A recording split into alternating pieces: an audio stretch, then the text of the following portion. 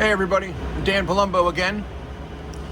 Let's talk about the HMG, otherwise known as the ABEX, or more appropriately, the SEP, standby electrical power. So here we have the converters on, the left converter, the right converter. The batteries are in, but they're not being used at this time. What happens if we lose all of our power? Let's see, let's get rid of the left converter and the right converter. And now what happens? Everything goes on to the batteries, correct? So what do the batteries give us? We have our clock, we have our DBDI, we have DU1. DU3 is working, but there's no information on it. We'll talk about that in a moment. We have our standby instruments, we have our pressurization, and we have our standby fuel. We also have radio number 1, as you can see with the frequency.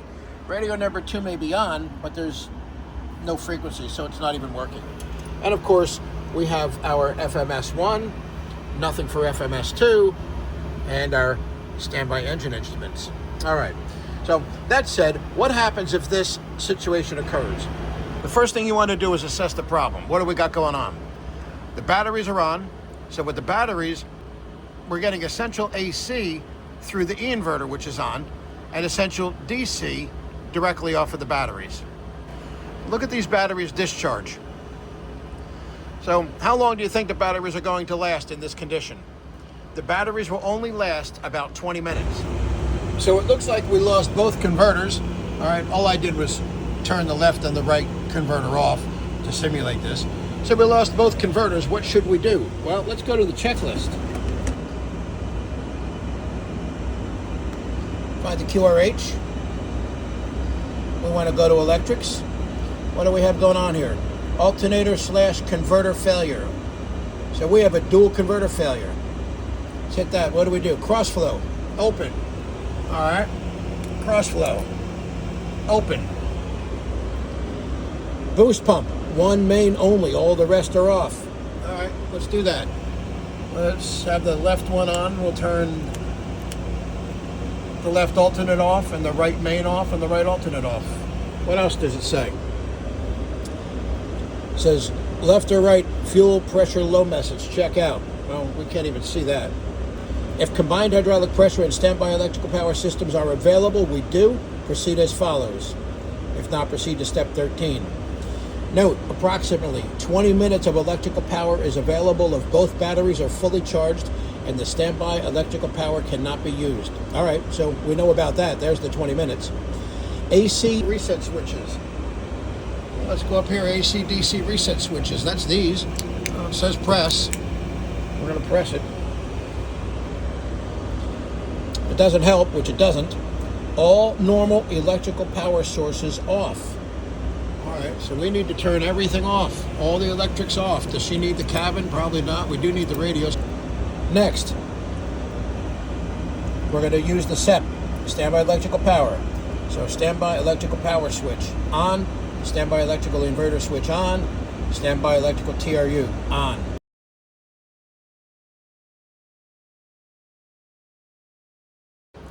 So let's say you're in the middle of the ocean. You're at 30 West at 45,000 feet. You can't descend to put the APU on because you need all of the fuel to get across the Atlantic. So what do you have available? You have the standby electrical power. The only thing the standby electrical power will do for you is prevent the batteries from discharging. It doesn't give you anything else. You still only have DU1, DU3, we'll talk about that in a second, the FMS. But you definitely want to conserve those batteries so you can make an attempt to start the APU when you get close to land and you can descend to 15,000 feet. Of course, 15,000 feet is the guaranteed start altitude for the APU. So in this case, you want to turn on the standby electrical power. How you do that is really simple. It's SET. You want to start it first, and it uses the combined hydraulic to operate. And then you want to go to the E-inverter next. There's your E, and then your TRU is last. So now you have set, start, E-inverter, TRU. That's the proper way of starting the HMG, or the standby electrical power. If you noticed, what does it do? All it does is prevent the batteries from discharging. It doesn't give us anything else. All right, we still have DU1, DU3, we have FMS 1, we have radio 1. We don't really get anything out of it. It's just the batteries are no longer being used, and that way when we coast in, we can descend to 15,000 feet and turn the APU on, and then we'll have all the power that we need. So, we did that. What's the next thing you want to do? You want to get that DU3 up. So how do we do that? We're going to go normal, Alt, and watch what it does for us. It's going to give us a compact of the engine instruments and the CAS. It'll come up. There it is. So there's a compacted version of our engine instruments and our CAS. So now that we have that on, let's continue. Emergency battery switch to arm. Arm. Utility pump, off. Utility pump, off. It says, if both flight guidance computers indicate failed, to regain flight guidance computer number 1, pull the circuit breakers. Then the next page in the QRH tells us what we have when we have the standby electrical power system up. We have all of this.